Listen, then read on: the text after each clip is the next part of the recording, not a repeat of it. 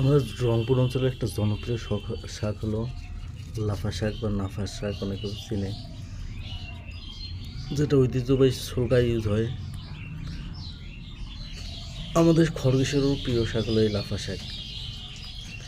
এত পরিমাণে এই শাকটা খেতে পারে, সাথে পালং শাক আছে, কিন্তু না, এরা বেছে বেছে লাফা শাকেই খাবে। মানে এদের কী পরিমাণ যে প্রিয় এই শাকটা। রংপুরি মানুষ তো, তাই রংপুরি শাকে এদের প্রিয়, প্রচুর পরিমাণে খায়। শীতের, যদিও এটা শীতের শাক, তবে আমাদের বীজ রাখার জন্য কিছু ছিল, সব বড় হয়ে গেছে, এরা এখন সেগুলাই গ্রাসে গিলতেছে।